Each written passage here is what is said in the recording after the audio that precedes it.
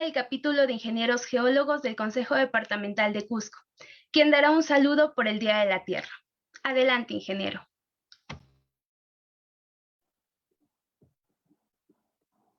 Muy buenas tardes a todos ustedes. Perdón, ¿se me escucha? ¿Aló? Sí, ingeniero, se le escucha. Ok, muchísimas gracias. Muy buenas tardes con todos ustedes. Agradezco a los capítulos que están organizando este evento y me siento muy complacido de poder participar con ustedes. Quien les habla es el ingeniero René Pumayali, de formación ingeniero geólogo, con especialidad en manejo de cuencas y recursos hídricos. En esta oportunidad, conversando acerca del tema de la tierra, tenemos que considerar de que todo lo que nos rodea, toda la madre tierra, está a nuestro servicio y nosotros a servicio de ella, ¿no? Lamentablemente, en los últimos años estamos generando con daños hacia la integridad de la naturaleza, ¿no? Desde el tiempo de los incas, en nuestra zona, se ha respetado muchísimo a la Pachamama, ¿no? Tenemos a los apus conformados por las cordilleras, los cerros imponentes, a los apus conformados por los ríos, ¿no? Inclusive el mismo viento y el sol han sido considerados como apus de los incas. Lamentablemente en los últimos años hemos perdido ese misticismo de respeto hacia la naturaleza. Una de las consecuencias que tenemos es el cambio climático en el cual nos estamos encontrando, que si bien es cierto desde el punto de vista geológico viene a ser un proceso que se viene repitiendo en los miles y millones de años que tiene la Tierra, nosotros estamos siendo considerados como un fuente que está acelerando este proceso de calentamiento global, ¿no? Por la quema de fósiles, el efecto invernadero y muchos otros fenómenos que estamos causando nosotros, ¿no? Como parte de esto. Recuerdo que cuando era niño, mis padres me decían que yo era el futuro de la sociedad, ¿no? Creo que gran parte de nosotros nos decían eso, ¿no? Que éramos el futuro de la sociedad. Pero veo con tristeza de que gran parte no estamos cumpliendo ese anhelo de nuestros padres, ¿no? Al contrario, hemos empezado a depredar la forestación, la flora, la fauna, estamos llegando a cambiar y últimamente la vida marina. Lamentablemente estamos generando procesos que de repente ya son prácticamente irreversibles, ¿no? Pero creo que estamos en tiempo en el cual podemos todavía hacer algo, podemos empezar a trabajar y no solamente desde nuestros puntos de trabajo, sino desde la familia, la sociedad, ¿no? El gobierno debe empezar a implantar políticas para mejorar estos sistemas, ¿no? Que si bien es cierto, los fenómenos que se dan en la naturaleza tienen de carácter natural, como los huaicos, aluviones, derrumbes, y muchos de estos procesos que se han dado a lo largo de miles y millones de años, por eso es que se están formando también los valles, el hombre, con todo el conocimiento que tiene, creemos que podemos disminuir en algo estos efectos y generar un efecto positivo sobre la Tierra. Existen muchos proyectos que están enfocados en el manejo y conservación de agua y suelos, ¿no? En todo caso, ¿para qué permitir de que tanta agua se desperdicie, perdón, hacia las cuencas oceánicas sin ser usadas? Sobre todo hacia la costa, ¿no? Donde tenemos la mayor población nacional y tenemos las menores áreas de captura de agua. Las cuencas más pequeñas se encuentran hacia la costa y las cuencas más grandes, como la del Amazonas, se encuentran lamentablemente en la sierra y vertiente hacia el occidente, hacia el oriente, perdón, no hacia el Atlántico. Y lamentablemente hacia la vertiente del Atlántico es donde tenemos menos población y más área. Entonces, para luchar contra este efecto de desigualdad natural, llamémosle así, tenemos que empezar en trabajar en proyectos que engloben el desarrollo de todas las profesiones que estamos vinculados con la madre naturaleza, con la madre tierra. Invoco a la comunidad estudiantil, sobre todo, pienso que aquí hay muchísimos estudiantes, muchísimos profesionales, futuros profesionales, que están envueltos en el desarrollo y la conservación de nuestra madre tierra. No estamos lejos de poder realizar todavía actividades que conlleven a recuperar a la madre naturaleza. Yo creo que de en adelante debemos tomar conciencia y esa conciencia que sea de todos, no solamente de los técnicos, sino también de nuestros políticos. Estamos viendo que estamos en una situación bien terrible en cuestión política, y espero que los próximos gobernantes tengan la conciencia de poder trabajar en la preservación de la naturaleza. No lo veamos solamente como una fuente de extracción, como una fuente de riqueza. Estoy viendo que estamos teniendo dos extremos, unos que quieren explotar en forma demasiada la naturaleza y otros que quieren conservarla demasiado también. Entonces pienso que debemos buscar un punto de equilibrio en el cual podemos trabajar conjuntamente con la madre naturaleza y en el bienestar del ser humano. Aprovecho la presente para saludar a todos ustedes y hacer un llamado de atención para que todos empecemos a trabajar por el bien de la naturaleza y la madre tierra. Muchísimas gracias. Muchas gracias, ingeniero René, por ese inspirador mensaje. Como ponente nos acompaña la magíster Marieta Eliana Cervantes Peralta, quien compartirá con nosotros sus conocimientos y experiencias en el tema relevancia de las coberturas en la captura de carbono y en la conservación de suelos. Ella es ingeniera química de la Universidad Nacional San Agustín de Arequipa, magíster en innovación agraria para el desarrollo rural en la Universidad Nacional Agraria La Molina. Cuenta con especialización en gestión de la innovación, diplomado en innovación en la gestión pública y actualmente labora en la Estación Experimental Agraria Baños del Inca de INIA, en el área de suelos, y es docente investigador. Le damos la bienvenida, ingeniera Marieta. Bien, muy buenas tardes con todos. De verdad, muchísimas gracias, Nilsa, por la presentación. Muchísimas gracias, ingeniero, por ese mensaje para empezar este día o esta reunión donde vamos a hablar sobre el Día Internacional de la Tierra o de la Madre Tierra. Nosotros, creo que todos, de alguna manera, en algún momento nos hemos puesto a pensar sobre por qué la importancia de celebrar el Día de la Tierra, qué necesidad había de instaurar un día para celebrar el Día de la Tierra. Pues bien, el Día de la Tierra nace en base a todos los problemas que se han ocasionado ambientales de impacto sobre nuestro planeta. Cuando hablamos del Día de la Tierra no estamos hablando del Día del Suelo, que es en diciembre. Estamos hablando de la Tierra como planeta. Eso significa el lugar donde todos vivimos, es decir, es la casa grande. Tenemos que entender lo que cuando hablamos de tierra estamos hablando de nuestra casa más grande donde todos somos una familia. Y cuando vivimos en una casa todos en familia, lo ideal es que aprendamos a conservar, a proteger el espacio donde vivimos. Pues precisamente hacia ello va mi mensaje.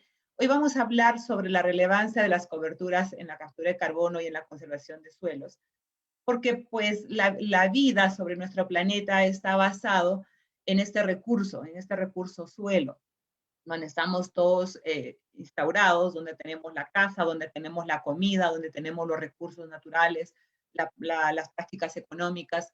Todo ello está basado precisamente en el lugar donde estamos pisados. Por eso que hoy día vamos a hablar precisamente de esto, de lo que son la conservación de los suelos y cómo el manejar coberturas vegetales aportan al tema de la captura de carbono, y vamos a dar de estas reservas la importancia que tiene a nivel no nacional, no local, sino a nivel mundial. Bien, gracias al Colegio de Ingenieros por la invitación. Siempre es un honor ser parte del equipo. Bien, la primera vez que se celebró el Día Internacional de la Tierra, de la Madre Tierra, fue en 1970, cuando cerca de 20 millones de personas salieron a las calles en los Estados Unidos para protestar contra los derrames de petróleo y la contaminación de los ríos.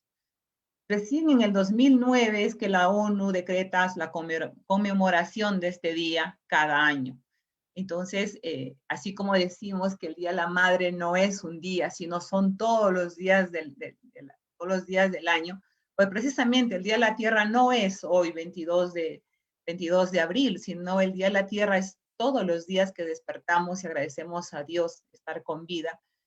Tenemos que agradecerle también a la tierra, ¿cierto? Tenemos que hacer alguna actividad nuestra que conlleve a la protección de la tierra, en diferentes formas, ¿no es cierto? Desde el momento que nos levantamos, nos damos una ducha, cuánto de agua gastamos, si estamos pensando en el impacto que ocasionamos en el ambiente, cada actividad que tenemos, ¿cierto? Entonces, es importante esta reflexión. Cuando vemos cuáles son las funciones que cumple el suelo en, digamos, los servicios ecosistémicos, en, en nuestra realidad todavía los servicios ecosistémicos no son pagados, no son retribuidos. Ojalá lo fueran. Hace 2 días estuve escuchando a Ratan Lal, que es un doctor premio mundial de la alimentación, un profesor investigador de la Universidad de Ohio, Estados Unidos. Él es de nacionalidad hindú. Él hablaba sobre precisamente la importancia que le damos a este recurso. Más adelante les voy a dar un poco más a profundidad la referencia que él hace. Sin embargo, yo quería empezar a hablar de este tema tocándolo a él. ¿Por qué? Porque él ha hecho mucha investigación sobre la salud del suelo y cómo esto refleja en la calidad de la comida o de la alimentación del planeta. Entonces, si nosotros no interiorizamos, si no somos capaces de valorar lo que sirve el suelo, o sea, qué tan sano está el suelo para que nos dé comida sana si nosotros como personas vivamos sanos. La pandemia nos ha enseñado a todos a comer mejor. Yo siempre digo, entre todas las cosas malas que ha pasado en estos tiempos en los que hemos tenido que perder a muchos seres queridos, hemos tenido que despedir a muchos amigos, hemos tenido que vivir en aislamiento, haber perdido esa unión de amigos, muchas cosas, ¿no es cierto? Pero nos ha servido para rescatar otros valores. Por ejemplo, hemos rescatado el hecho de comer en casa. Hemos rescatado el hecho de pensar en comer sano. Hoy ya pensamos todos, cada vez que ya llevamos la comida a la mesa o al cuerpo, estamos pensando si esto nos podría hacer daño a la salud y por ende, si tuviéramos la enfermedad con nosotros, sería mucho más fácil que perdamos la vida. Entonces, nos ha servido para eso, para revalorar al campesino, para revalorar su actividad, ¿no es cierto?, en la alimentación, en asegurar la alimentación de todas las personas en el planeta. Yo siempre digo, el médico, el abogado, el ingeniero, todos comemos de ese recurso suelo. Todos dependemos del campo, ¿sí? De una u otra manera que me diga alguien, yo no como del campo, yo como todo sintético. Entonces seguro que no está vivo, ¿no es cierto? Entonces dependemos del campo de una u otra manera, pero hemos perdido ese vínculo. Como ya las cosas las compramos en supermercado, no nos vamos a la chacra a sacarlo, entonces pensamos de que somos algo así como independientes y dependemos de un supermercado. Pero el supermercado no existe si es que no se alimenta o no se le abastece con productos del campo, ¿sí? Simplemente hemos perdido esa cercanía y nada más. Entonces, es importante identificar cuáles son esos servicios que brinda el suelo. Uno de ellos es la regulación de inundaciones. Va a depender qué tan expuesta es la evapotranspiración, cuánto de agua se pierda, que pueda ocasionar la protección, por ejemplo, de las áreas de evitar el arrastre o la erosión de los suelos. La regulación del clima está ligado al suelo, la fuente de productos farmacéuticos y recursos genéticos. Y nos vanagloriamos de ser un país megadiverso, y lo somos, ¿no es cierto? Pero esa megadiversidad biológica, megabiodiversidad de flora o fauna, está precisamente asentada en el suelo. Entonces es importante considerar que es gracias a ese suelo es que la calidad de alimentos o de productos benéficos, farmacéuticos que podamos tener en el medio. Es fuente de la alimentación y de fibras y combustibles. En el suelo vamos a encontrar, obviamente, como combustible la biomasa, o como combustible el gas, o como combustible el petróleo. También es la fuente de todas las proteínas, vitaminas que están como parte del ciclo alimentario en nosotros.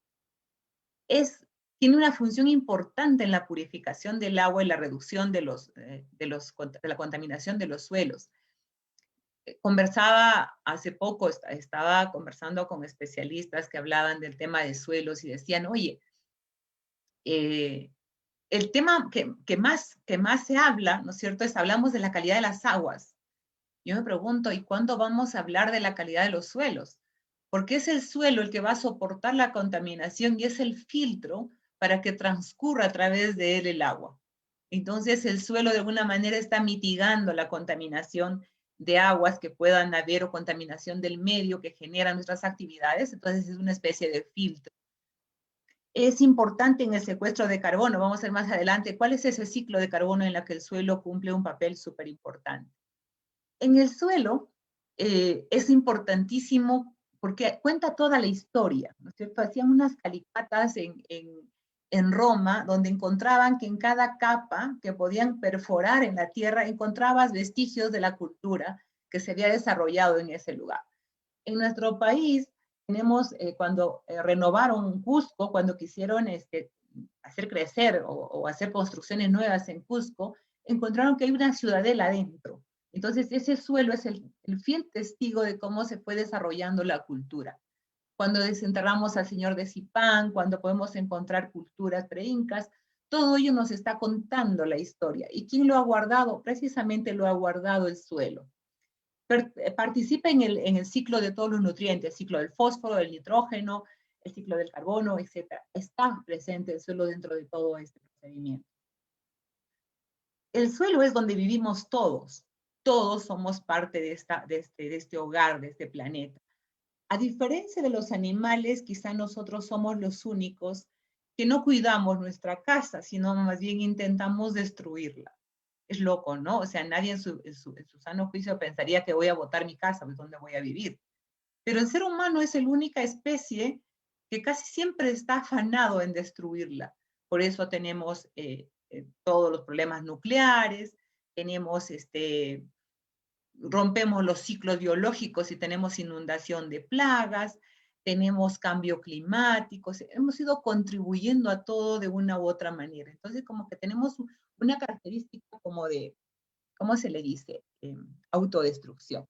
¿Se me está escuchando bien? Por favor, Nilsa, quisiera que me confirmes porque yo siento un volumen muy bajo en mi computadora. Sí, ingeniera, se le escucha bien. Excelente, muchas gracias.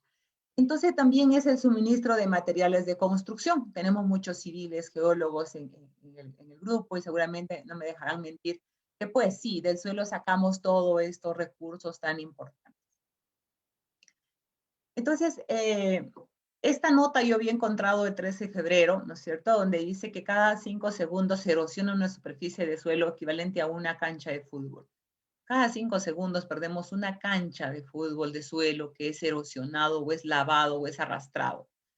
Y la FAO alarma y dice que si es que no hacemos algo, el 90% de los suelos van a tener un grado de erosión en el 2050, que no estamos muy lejos. Entonces está ligado a que qué actividades hacemos, qué tan responsables estamos siendo en el manejo de este recurso suelo. No olvidemos, como hace rato les decía, que el 95% de la comida tiene origen en el suelo. Y aproximadamente el 75% de los suelos están en proceso de erosión. Hay un libro escrito por la FAO donde está el nivel de erosión de los suelos en el país. Y ustedes pueden encontrar región por región cuál es el grado de erosión que tenemos. Y Cajamarca tiene un gran porcentaje de suelos erosionados y toda la sierra en realidad del país, porque estamos en ladera, porque nuestra geografía ayuda, estas pendientes ayudan a la erosión, pero podemos tener prácticas, ¿no es cierto?, de conservación de estas cabeceras de cuenca.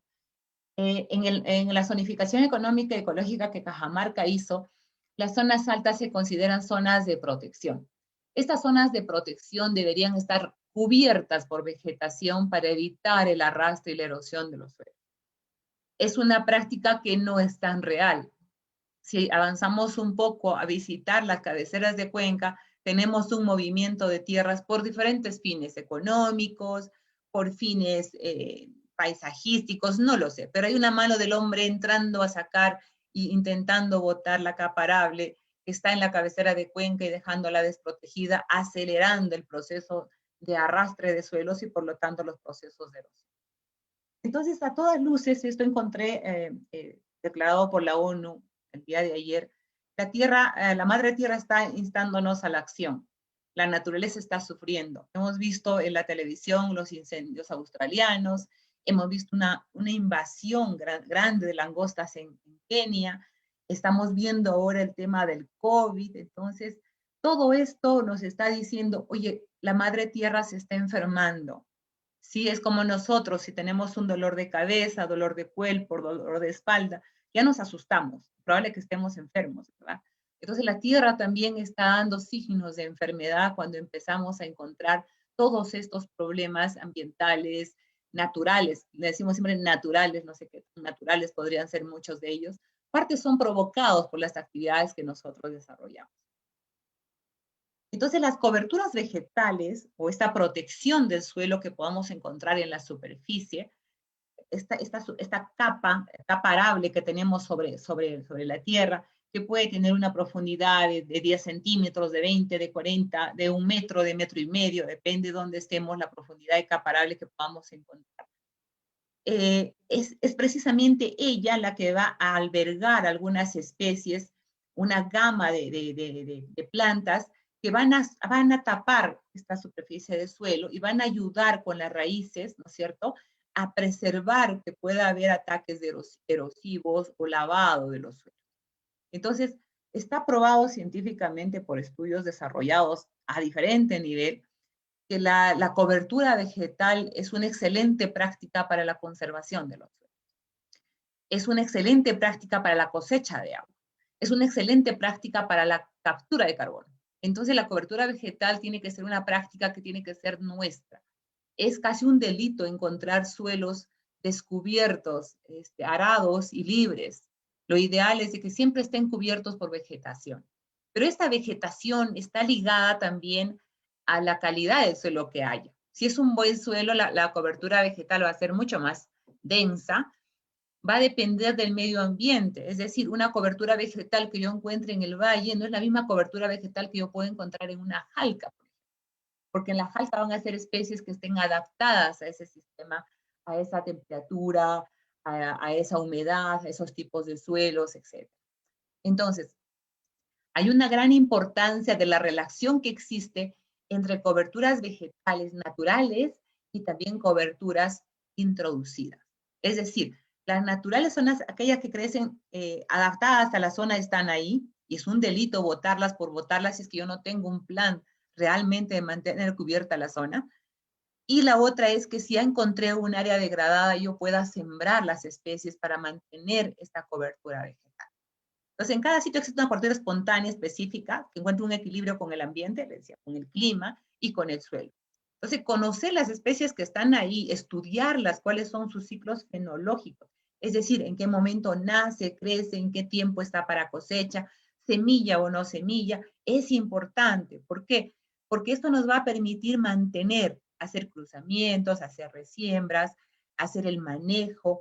Así como tenemos vedas en algunos animales cuando están en etapa de reproducción, tendremos manejos de control para evitar que podamos perder estas especies naturales.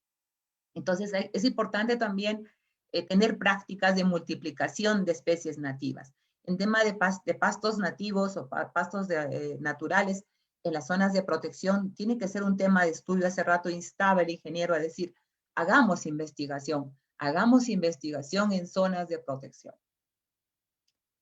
Entonces, los beneficios de la cobertura vegetal son muchísimos. Solamente voy a mencionar algunos que estuve leyendo en estudios que ha hecho el Instituto Nacional de Tecnologías Agrarias en Argentina, el INTA. Es, por ejemplo, aportar materia orgánica y nitrógeno y poner en disponibilidad otros nutrientes. El tener este equilibrio cubierto el suelo va a provocar en el interior, en la capa arable, microorganismos haciendo trabajo de conversión de materia orgánica y nutrientes, ponerlos disponibles. Mejora la estructura del suelo porque estas raicillas de estas especies adaptadas a la zona hacen una especie de porosidad, de escarbar, de entrar y dejar espacios para el aire y para la retención de humedad.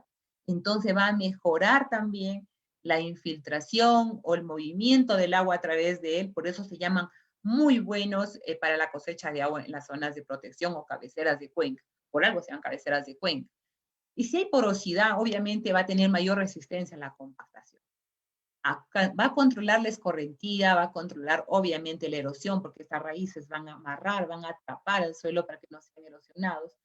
Consumir el exceso de agua en el suelo, es decir, en épocas donde hay muchísima lluvia, así como ayuda a mantener la humedad en el suelo, ayuda a drenar, porque estos poros ayudan a que haya movimiento del agua. Entonces no vamos a tener acumulación de agua y por lo tanto arrastre y podría provocar derrumbes, por ejemplo. Va a favorecer la biodiversidad porque obviamente si tenemos especies naturales en estos lugares, en estos ecosistemas, no solamente hay plantas, hay también animales, tanto, digamos, animales grandes, ¿no es cierto?, como organismos o microorganismos pequeñísimos que están dentro de la Tierra. Por lo tanto, se habla de estudio de metagenómica, hay que ver la variabilidad de microorganismos que podamos tener, nematodos, pueden haber hongos, pueden haber bacterias trabajando y haciendo un trabajo de obreros dentro del suelo. Ayuda a controlar plagas y enfermedades y malezas, porque cuando estos ecosistemas se mantienen tal cual están, tienen sus propios controladores biológicos. Es decir, que ellos ayudan a que haya una especie, cuando empieza a prosperar, hay otra que está controlándola. Somos nosotros quien con nuestras prácticas colocamos, por ejemplo, plaguicidas que van a matar especies que son biocontroladoras. Entonces, este ecosistema prácticamente se pierde. Reducir la necesidad de agroquímicos, hay que facilitar el secuestro de carbono. Los suelos son el sumidero natural del carbono terrestre más grande del planeta. Si ustedes ven la figura, podemos tener una reserva de biomasa en los árboles, pero cuando estas hojas van a caer al suelo, van a ayudar a agregar la materia orgánica en el suelo, por lo tanto el carbón está disponible dentro de él, y también el suelo tiene una reserva de carbón orgánico. Y también tenemos CO2 producido por la industria, producido por actividades humanas, inclusive provocada por la ganadería mismo. Este CO2 producido que está en el ambiente es absorbido por la planta y luego es incorporado al suelo. Ahí es donde hablamos de un ciclo del carbono y una contribución en la captura de carbono, es que cómo funciona este ciclo. Y obviamente cuando el carbono queda en el suelo, el oxígeno es liberado y vamos a hablar de la limpieza del aire, ¿no? Entonces, ¿hay avances en el tema del estudio de suelos en el mundo? Sí, ¿no es cierto? Tenemos que, por ejemplo, hay una asociación mundial por el suelo. Esta asociación mundial por el suelo ha ido avanzando en estrategias de cómo mejorar en la captura de carbono en el mundo. Y en este proceso, obviamente, al 2018 ya están hablando de un mapeo mundial de las reservas de carbono que hay. Entonces, esta asociación mundial lo que ha hecho es buscar alianzas con los países, hacer un tema de diagnóstico o estudio de los suelos, y luego mapearlos a nivel mundial y decir, oye, ¿cómo andamos de reservas de carbono o de las zonas o los países que tienen mayor cantidad de carbono en el planeta?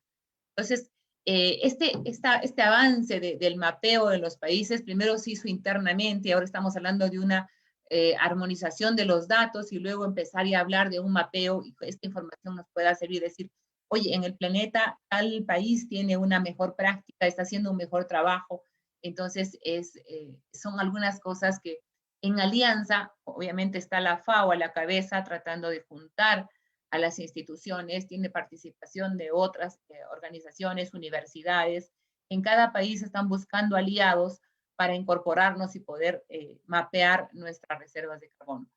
En el mundo, en el 2017 se veía así el mundo con las reservas de carbono. Donde está más oscuro hay mayor cantidad de carbono y donde está más blanco es donde ha habido una disminución de la cantidad de carbono. Entonces, 2017 mapearon y publicaron este documento donde nos dicen que hay algunos países que tienen la mayor cantidad de reservas. Una de ellas, por ejemplo, es Rusia. Rusia tiene una buena reserva de carbono en su territorio. Canadá, Estados Unidos, China son algunos de los países que todavía tienen reservas de carbono. Sin embargo, hay lugares como, por ejemplo, África, donde los suelos han sido ciertamente muy degradados. Y ese mismo mapa para el 2019 ha sufrido un cambio, ¿no es cierto? Si ustedes ven, el stock de carbono ha ido bajando y se ha ido incrementando una zona mucho más blanca, es decir, las reservas de carbono se van agotando. La explotación, la necesidad de alimentar al mundo nos está haciendo que estemos desprotegiendo a la Tierra. Entonces, el rol del carbón orgánico en la biosfera es mucho. Por ejemplo, ayuda a la estructura del suelo. O sea, cuando hay carbón en el suelo tenemos una estructura granular, porosa, con más vida, por lo tanto hay microorganismos dentro. Hay aireación, si hay oxígeno, hay vida, ¿no es cierto? ayuda a retener el agua, es una estructura mucho más amigable, con mayor cantidad de macroporos y microporos, ayuda también a filtrar el agua contaminada, a disminuir la contaminación de agua, porque de alguna manera tiene una capacidad de resiliencia, de soportar, de recibir la contaminación. Tamiza muy bien el tema de metales. Ayuda a la estabilidad de los suelos, porque si tiene carbono va a tener biodiversidad, por lo tanto vamos a estar protegiendo a la erosión. Ayuda, participa en el ciclo de nutrientes, es parte de la biodiversidad y obviamente es un factor importantísimo en la productividad. Mientras haya carbón en el suelo, mientras tengamos materia orgánica, mientras tenga vida, la productividad también va a aumentar, más comida para más gente. No olvidemos, en el mundo somos más de 7.000 millones de personas y la tendencia es a crecimiento y esa demanda va a significar, crecimiento va a significar más demanda de alimentos. Entonces, según la FAO, por el Día Mundial del Suelo indicó, conservar y aumentar la existencia de carbono en el suelo es vital para la producción alimentaria y la mitigación del cambio climático. Es una frase que me encantó porque tiene mucho mensaje atrás. Estamos obligados, o sea, esto no es una alternativa, es una obligación. Mejorar las reservas de carbono en el suelo para que podamos tener comida para todos y podamos mejorar, podamos enfrentar el cambio climático. Estuve escuchando al ministro de Agricultura en Chile justamente en una conferencia con la Sociedad Mundial del Suelo. Él estaba hablando, por ejemplo, me encantó la idea, estaba hablando del pago de bonos de carbono en suelos. No lo había escuchado y me parece una excelente alternativa para nuestro país. Ojalá que dentro de la política que se nos viene, sin importar quién asuma el gobierno, que tenga esta visión de decir, necesitamos retribuir a los agricultores, que dejen de ser personas o personas de segundo nivel, es decir, démosle el lugar que se merecen los productores que viven en la parte alta, en las jalcas, quienes son los encargados de proteger las cabeceras de cuenca, dándoles bonos de retribución por cantidad de carbono que tienen sus suelos. Me parece importante. ¿Se imaginan que el país tenga un programa de retribución de bonos de carbono por suelo? No estoy hablando de bonos de carbono por forestales, sino de suelos. Hacemos un estudio en todo el país, lo mapeamos y vemos cómo está el carbono, y aquel productor que maneje mejor sus suelos en tema de carbono reciba un bono del gobierno. Entonces esto va a incentivar a que él conserve el suelo. ¿Qué está sucediendo? Que como a nadie le paga a él, están vendiendo las cabeceras de cuenca, la capa arable, eso rico que está sobre el suelo, lo están vendiendo en trailers para que sean llevados a la costa y dejando toda esa zona expuesta a la erosión. Entonces, el suelo está ligado también, el tema de carbón, el tema de cobertura está ligado ¿a qué? A los 17 Objetivos de Desarrollo Sostenible que tenemos en el mundo. Es decir, tenemos una responsabilidad a nivel mundial, un compromiso a nivel mundial en 17 puntos. Y uno de ellos, por ejemplo, es hambre cero. Hablamos de buena salud y está ligado ¿a qué? Hambre cero, comida. ¿Comida de dónde? Del suelo. Buena salud. Aquel que está bien alimentado goza de buena salud. Tenemos todo, la degradación de suelo, la reducción de biodiversidad, el objetivo 15, ligadísimo con el tema de mejorar el manejo de los suelos. Y si ustedes van viendo, no son los únicos. Hay varios objetivos que están ligados al tema de suelos. Casi todos van amarrados uno detrás del otro. Si hay uno, el otro camina. Entonces, la materia orgánica que está sobre la superficie del suelo no es tomada en consideración en la evaluación de la existencia de carbono del suelo. Muchas veces no estamos valorando las actividades que puedan proteger la capa arable. Los residuos de los bosques pueden llegar de 8 a 9 kilos de carbono por metro cuadrado en los bosques de zona templada. Es un estudio hecho en el 99. Estas referencias de cuánto los bosques podrían ser una buena alternativa para la captura de carbono, la incorporación de carbono al suelo, es importante. Hoy se paga bonos de carbono, pero hablamos de bosques demasiado grandes. Necesitamos dar valor a lo pequeño. ¿Sí? No siempre miremos aquello que está más grande, porque es más difícil cambiar lo más grande. Es más fácil cambiar lo pequeño. Entonces, empecemos a valorar eso pequeño para decir, esas raicillas, cuánto de biomasa, cuánto de carbono están contribuyendo al suelo, un pastizal, cuánto de carbono aporta al suelo, hay trabajos de investigación sobre eso.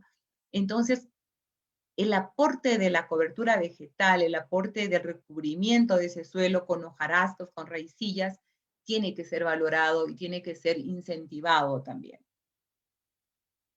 Entonces, un suelo sano obviamente tiene todo un ecosistema amigable, tiene plantas, animales, personas, todos viviendo en armonía.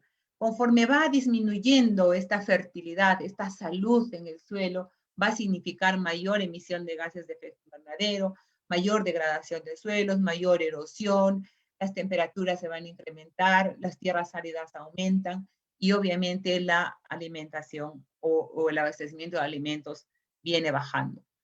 Es un estudio que hizo Nilsa, que precisamente está acá y con el permiso de ella se los voy a socializar.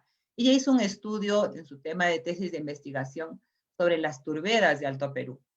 Entonces, las turberas son lugares donde hay una reserva de carbón muy interesante y había que cuantificarlas y había que valorizarlas. Entonces, Nilsa hizo este trabajo donde obviamente el sustento es de que las turberas, que tenemos muchísimas en el país, tienen que ser áreas de protección, no pueden ser áreas de explotación abierta. Entonces, las reservas más grandes se encuentran en turberas que cubren más del 3% de la superficie terrestre. O sea, que tenemos una buena cantidad de turberas. Dice la FAO en 2017 dar prioridad a suelos con las más altas reservas de carbono para desarrollar políticas de conservación de suelo, priorizando vastas zonas de turberas intactas y prístinas. Hay muchas turberas que necesitan ser identificadas y obviamente conservadas. En el mundo está una distribución de turberas de acuerdo a la cobertura que tengan. Entonces, si ustedes ven el mapa peruano, pues sí, tenemos una reserva de turberas interesante, ¿no?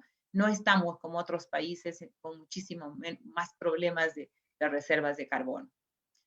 Entonces, esta precisamente es la reserva, el estudio que ella hizo, la conclusión a la cual sacó, 2018, donde ha cuantificado el carbón orgánico del suelo de turberas de Alto Perú, que ha acumulado un promedio de 417.94 megagramos de carbono por hectárea, que varió entre 87 y 967 en diferentes puntos donde ella había tomado muestras y había valorizado el secuestro de carbono. Entonces, esta información se los suelto porque le tengo a Nilsa en la sala y ella sabe que trabajo ha hecho en la universidad.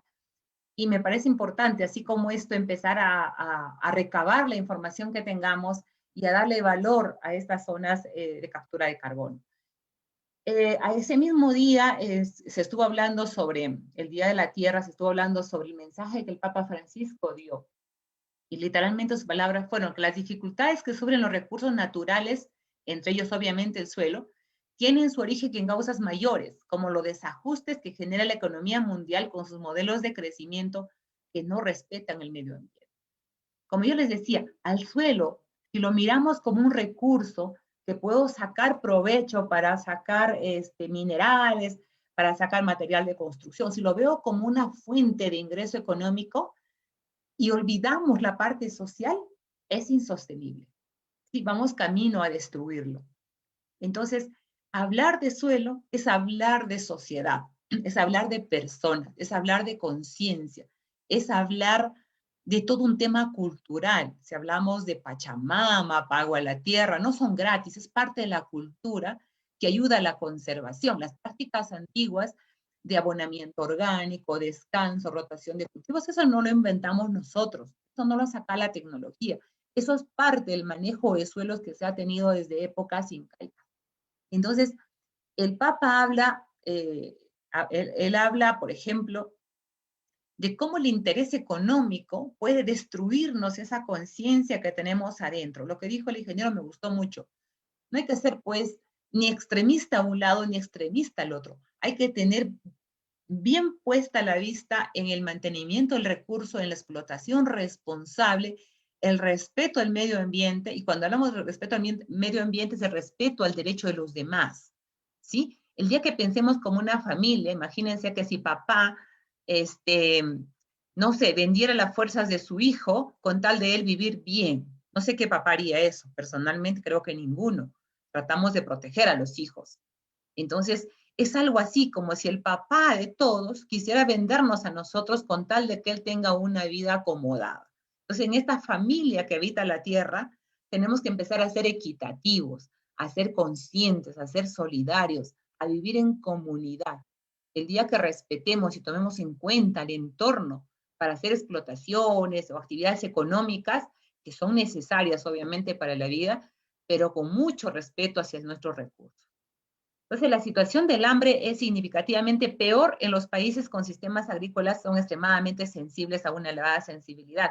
Es decir, nos dice la ONU que aquellos lugares, suponiendo que hay un ataque de sequía en el mundo, la pregunta es, ¿quién sufriría más? ¿Los países más ricos o los países más pobres? Evidente, sufrirían más pobres, porque donde hay mayor sensibilidad de pobreza, de abandono, un efecto climático es catastrófico, o sea, llega la muerte. Que un país que esté desarrollado y que tiene algunas alternativas para solucionar el problema. Ellos tienen ausencia de tecnología, tienen ausencia de apoyo. Al otro lado, si lo tienen, se pueden recuperarse más rápido de lo que se recupera, donde la sensibilidad es mucho más alta de hambre, de anemia, de falta de salud, falta de educación, etc. Entonces, Naciones Unidas, preocupada por eso, dice, cuidado, cuando hay un evento climático adverso, quien más va a sufrir es quien menos tiene. Justo hablaba el doctor Ratan Lal, el Premio Mundial de la Alimentación 2020, en la conferencia que dio por el Día de la Tierra esta semana. El experto consideró que a los pequeños agricultores debe pagárseles $120 por cada hectárea en la que se tiene una tonelada de carbono. Si se demuestra que tiene una tonelada de carbono a más, yo le voy a pagar a ese productor para que siga teniendo prácticas de mantenimiento o captura de carbono. Esta cifra no se basa en los precios de mercado, sino en la contribución social que hace el suelo. Los agricultores familiares no pueden seguir siendo de segunda. Es muy importante que los recursos lleguen a manos de los pequeños agricultores para que salgan de la pobreza y sean empoderados. No debe tratar a los agricultores familiares, los que tienen pequeña agricultura, de la manera justa y transparente que se merece. Debemos empezar a tratarlos como se merecen, considerando que son los que van a mantener esa materia orgánica o ese suelo vivo. ¿Sí? El día que empecemos a valorar eso, seguramente nuestro mundo empezará a cambiar. La salud de los suelos es el corazón de la agricultura. Sin salud de suelos, la agricultura no puede florecer y la agricultura, por supuesto, es el corazón de bienestar humano desde todos los aspectos. Si se mejora la calidad del suelo, eso automáticamente lleva a una mejoría de la salud de los animales, obviamente las personas, de los ecosistemas y por lo tanto de todos los procesos del planeta. Entonces, Ratan Lal, cuando él expresa, es una persona muy sencilla, un investigador muy bueno, y él ha estudiado el suelo especialmente en el tema biológico, de cómo está la vida en el suelo, la salud en el suelo, y su relación con la agricultura y cómo la agricultura, la pequeña agricultura, puede contribuir en la seguridad alimentaria de nuestro planeta. En realidad era eso el mensaje que les traía por este día, y algunas alternativas en el manejo de suelos es hacer un uso racional de abonos de acuerdo a un análisis de suelo, considerando la materia orgánica que tenga, la fertilización controlada, no hacer abuso de plaguicidas, por ejemplo, uso de enmiendas en suelos para mejorar su producción, uso de abonos orgánicos de calidad, hacer un control en la calidad de tipo de abonos que está llegando hacia nuestros productores, practicar la rotación de cultivos. Cuando yo les decía de manejar, de evaluar la biodiversidad en las zonas de protección, que naturalmente, fíjense, la naturaleza es tan sabia que pone gramíneas y leguminosas juntas, inclusive en especies nativas en las faldas. Entonces, si la naturaleza lo pone, no sé por qué el humano se resiste a hacerlo, ¿no es cierto?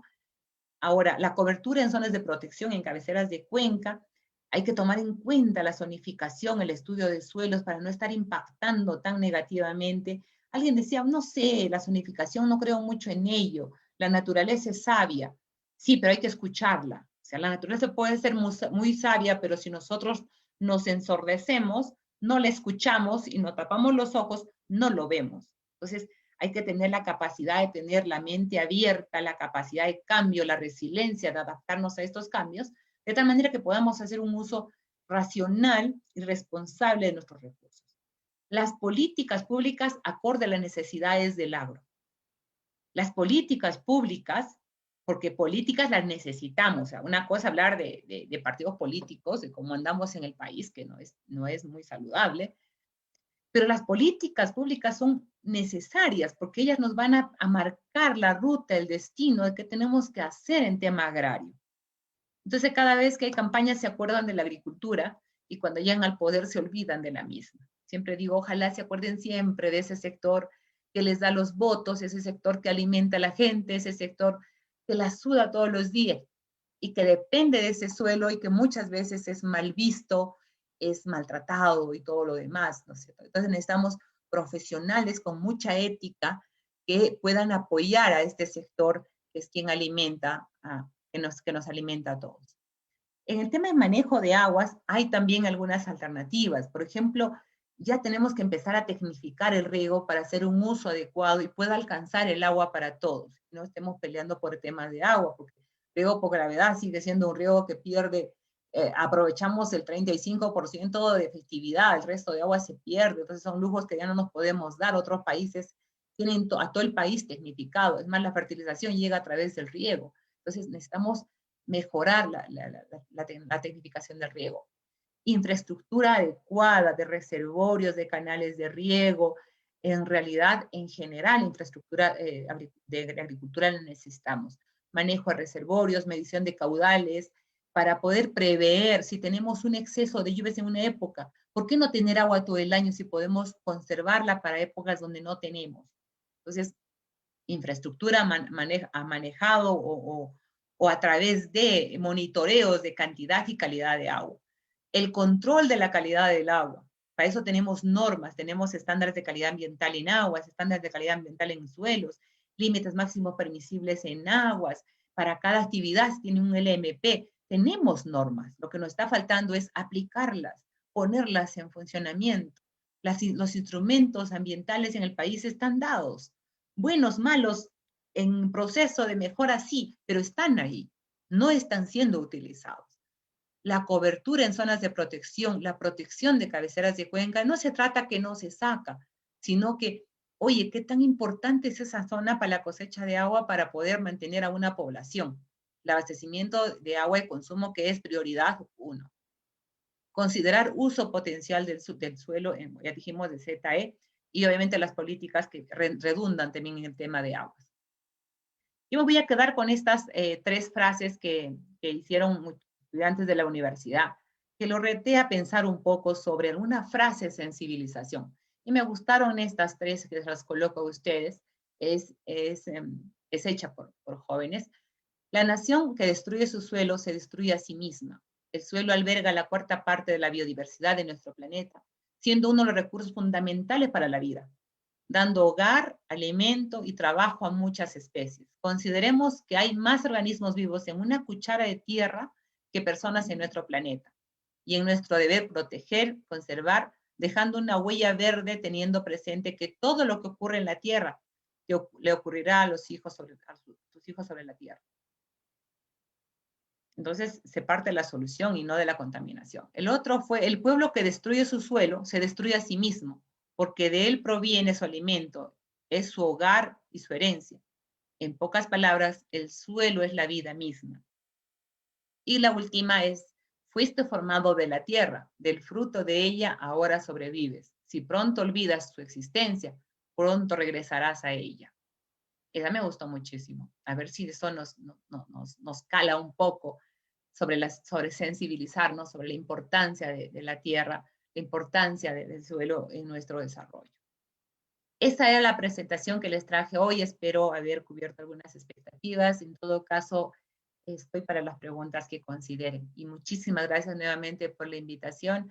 Somos parte de un proyecto de suelos que se está funcionando a partir de este año en Cajamarca para hacer trabajos de investigación en suelos, mejorar los servicios de laboratorio y trabajar en el tema de extensión y capacitación, no solo a productores, sino a profesionales, técnicos del país. Este proyecto está en todo el país, por lo tanto, estamos intentando, digamos, de alguna manera recuperar toda esa todas esas prácticas o buenas prácticas de manejo de suelos que se tienen y que muchas veces hemos dejado de utilizarlas o de ponerlas en práctica en bien de la conservación de este recurso. Muchísimas gracias en nombre de mi institución, de LINIA, del Ministerio de Agricultura, y estamos a su servicio. Gracias, Nilsa. Agradecemos a la ingeniera Marieta por esta excelente ponencia e invitamos a todos los participantes a realizar las preguntas a través del chat para que nuestra ponente pueda resolverlas. Les recuerdo a todos los participantes que el material del curso lo encontrarán en la página web del CIP. Así también encontrarán el material de todas las conferencias virtuales que ha realizado el Colegio de Ingenieros hasta la fecha.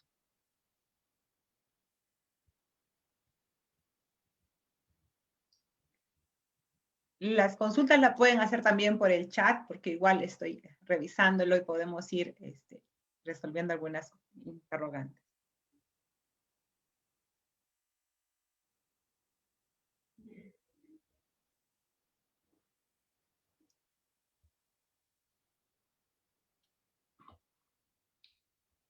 Ingeniera, tenemos una pregunta de José Valera. Nos dice, ¿cómo influyen los sistemas productivos en la conservación del suelo? Ok, gracias, José. Es importante que empecemos a hablar de sistemas productivos, ¿sí? Hablar de manejar algo muy exclusivo en una sociedad, en una agricultura familiar, es imposible. No hay una familia del campo que haga solamente ganadería, solo dedique a crianza de gallinas, solo cría cuyes. No es cierto. Hay sistemas productivos. Ellos manejan agricultura, manejan ganadería, tienen en realidad un poco de todo. Entonces, esta dinámica de manejar todo un ecosistema completo hace que tenga también sostenibilidad, porque si pierden un cultivo por temas X de climáticos o plagas, aseguran que puedan tener la producción de otras actividades y puedan sobrevivir. Es un tema de sobrevivencia. Los sistemas productivos, no sé si a eso se refiere Luchito, es que yo escuchaba, por ejemplo, en Nueva Zelanda, cuando decía, ¿en qué carrera tiene mayor demanda el mercado acá en Nueva Zelanda? Y me decía, son los ingenieros en sistemas. Yo me los imaginaba, los que manejan computadoras, ¿no? Digo, ¿en sistemas? Sí, en sistemas agrarios. En realidad trabajan sistemas agrarios. Es decir, que no solamente son especialistas en suelos, solamente son especialistas en pastizales, no. Ellos manejan todo el sistema, desde el tema del suelo al manejo de pastos, su sistema de alimentación en ganado, la producción de leche. Es decir, completan el ciclo porque hay una interrelación uno con otro. Si mi producción de alfalfa está mal, tendría que evaluar cómo está el suelo. O sea, no me puedo dedicar a producir pasto si no conozco el suelo.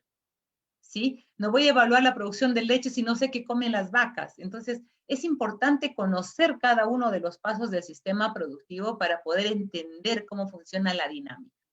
¿Sí? Entonces, el suelo termina siendo el eslabón primario para todo el resto de la producción. Es por eso que es importante no enfocarse en una sola área, sino mirar a todo el ciclo completo. Y ahí entra el tema de la comercialización. Hay muchas alternativas que podemos proponer en temas productivos. Si mejoramos el mercado de sus productos, si aseguramos el mercado de algunos productos, la economía del productor podría mejorar porque estamos asegurando hacia dónde va a ir. Pero muchas veces lo abandonamos en una sola parte de la cadena, ¿no? William Carrasco nos dice, ¿qué opinión le merece que para desarrollar agricultura en la costa están llevando grandes cantidades de materia orgánica de las zonas de altura de Cajamarca? Bien, obviamente estoy muy en desacuerdo. Soy una de las personas que viene reclamando y, bueno, se ha sacado algunas ordenanzas a nivel de gobierno regional para protección, pero aún así sigue saliendo este material orgánico. Es muy peligroso por muchas razones. Ya les dije, estamos impactando en dejar desprotegida la cabecera de Cuenca. Eso va a significar una disminución en la cosecha de agua, va a significar erosionar esas zonas y vamos a ir perdiendo todo ese tema paisajístico, la biodiversidad de esas zonas, plantas, animales, microorganismos. En realidad el impacto es muy grande. Lo que pasa es que esos suelos tienen alto contenido de materia orgánica y tienen ligera acidez, y los productos que están incursionando en costa de exportación son los berries, y los berries necesitan un grado de acidez en el suelo y alta materia orgánica. Entonces lo que están haciendo es llevar este suelo para hacer cultivos de exportación en costa. Es una opinión obviamente muy desfavorable y se tiene que empezar a trabajar, porque a quien lo están desprotegiendo no es precisamente al dueño del terreno que está en esa zona. A quien lo están desprotegiendo del abastecimiento de agua es a toda la población cajamarquina. Entonces ya no es una zona de interés personal, esa es una zona de interés general, de interés público, porque nos va a afectar a todos de una u otra manera.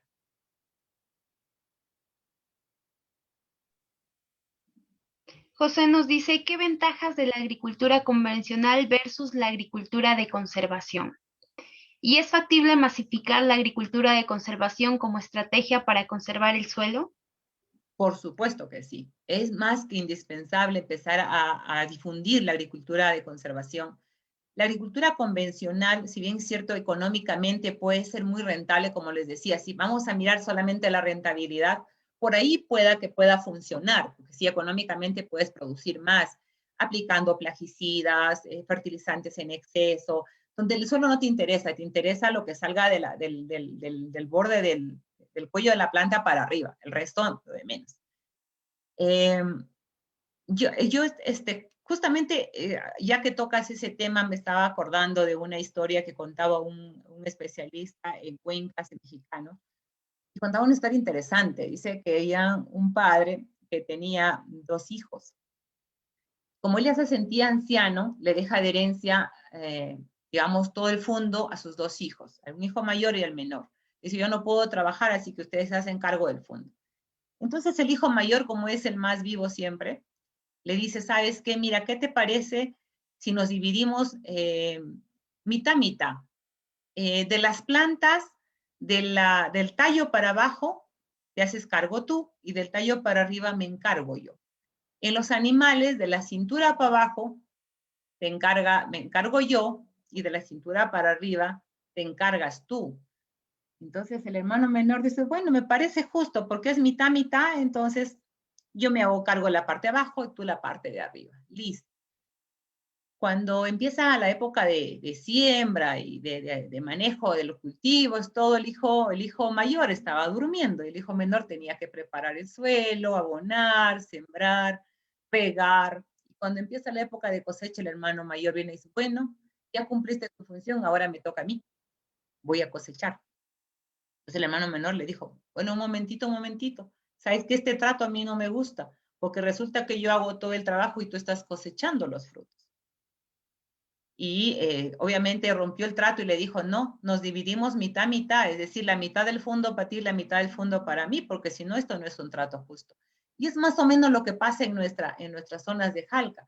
Quien cosecha el agua somos los que vivimos en la altura, y quien usa el agua es el que vive en la parte baja. Ellos hacen agricultura convencional con el agua que cosecha el que está arriba. Y no parece ser un trato justo. Algún momento van a patear el tablero seguramente. Entonces necesitamos que ese trato sea justo. Yo te voy a dar el agua, pero oye, ¿cuánto me vas a pagar? O sea, ¿cuánto me tienes que dar a mí para mantener esta zona protegida y para tener agua para hacer agroexportación? ¿Ok? Entonces, esto de cabecera de cuenca, ese manejo es importantísimo. Entonces, cuando decimos agricultura de conservación, es decir, que los productos que se saquen de esa agricultura de conservación, agricultura orgánica o de manejo de ecosistemas, tendrían que tener un valor más que económico, o sea, más que mirando el tema de rentabilidad de producción, es el tema de aporte que le das al suelo. Entonces tendrían que tener un valor social mucho más alto. Es decir, sensibilizar a la población que la agricultura que estoy haciendo, mi producción es más baja, pero yo estoy protegiendo el medio ambiente, te estoy dejando tierra para después. ¿Es posible? Sí, necesitamos políticas, otra vez, políticas agrarias dirigidas a la protección de las zonas de cabecera de cuenca, o la agricultura sana, que hoy, gracias a Dios, ahora ya nos hemos concientizado. Hay una demanda por productos orgánicos cada vez más alta, ¿no? Sí es posible, todo es cuestión del enfoque que tengamos en plantear políticas públicas. Percy Rojas nos dice, necesito conservar cabecera de cuenca. ¿Cuál sería el procedimiento para realizar un buen manejo? Primero hay que hacer un diagnóstico sobre qué especies, qué biodiversidad tenemos en cabecera de cuenca, qué potencialidades tengo en tema de servicios ecosistémicos. Entonces, si yo tengo identificado qué especies prosperan y quiénes están haciendo conservación de esta zona, podría identificar aquellos que están siendo impactados para recuperar. Con esas mismas especies empezar a recuperar las cabeceras de cuenca. ¿Ok? Necesitamos hacer un diagnóstico, cómo está el tema de captura de carbono, qué calidad de suelos tenemos en esas zonas, qué condiciones hay para que se puedan hacer un tema de revegetación, un tema de conservación. Y siempre vamos a terminar regresando a lo mismo, que las especies introducidas no van a ser quienes recuperen la cabecera de cuenca. Los que recuperen cabecera de cuenca van a ser las mismas especies que siempre han prosperado en esa zona. Siempre regresamos hacia atrás. Aquellas que están adaptadas a las zonas son las que van a finalmente hacer el trabajo de conservarlas.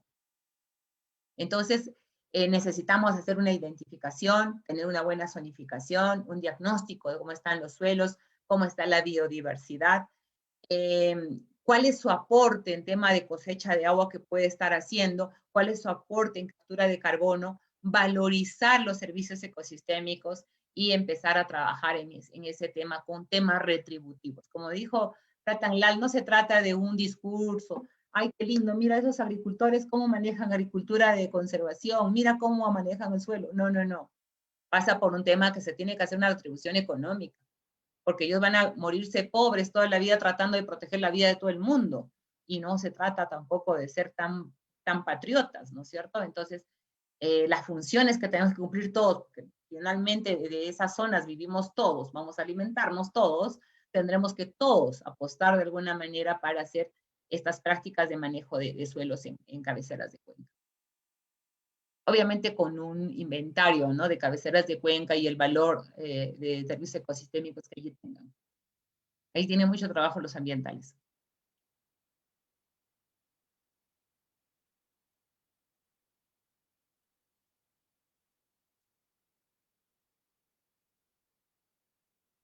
Gracias, Percy.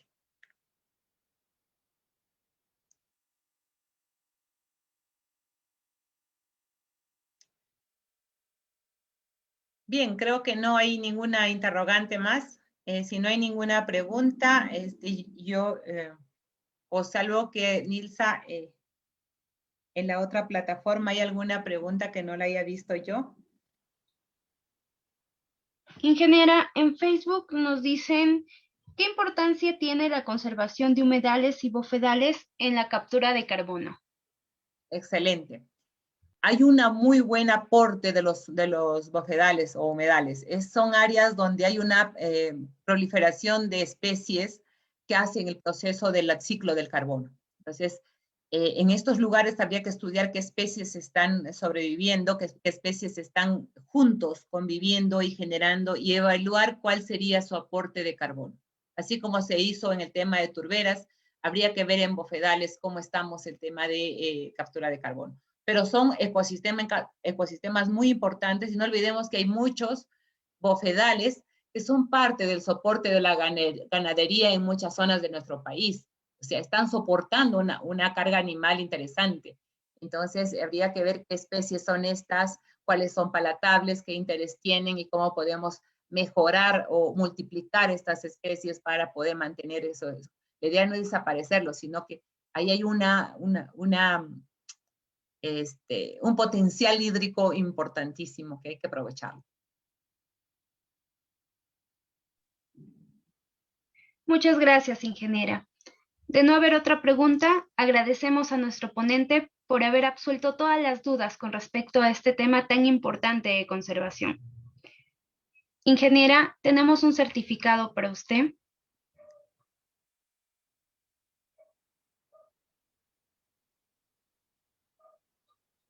¿Se logra observar en pantalla? Sí. En virtud de su excelente presentación en esta conferencia, el Colegio de Ingenieros, Consejo Departamental de Cajamarca, Capítulo de Ingenieros Ambientales, otorga el presente certificado a la Magíster Marieta Eliana Cervantes Peralta por su participación como ponente en la conferencia virtual Relevancia de las coberturas en la captura de carbono y en la conservación de suelos. Reitero los agradecimientos y esperamos contar con usted en próximas fechas. Muchísimas gracias, se los agradezco. Les he dejado ahí el contacto mío, el correo, cuando ustedes deseen, podemos conversar sobre este tema, por el tema de suelos.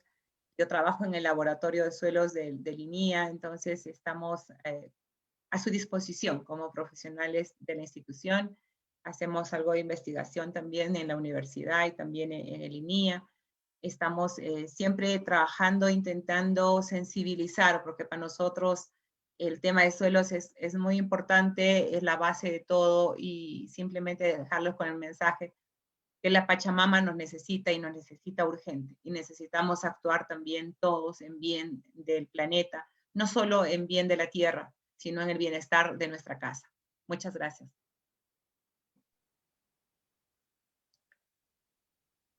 El capítulo de Ingenieros Ambientales agradece su gentil asistencia. Buenas noches.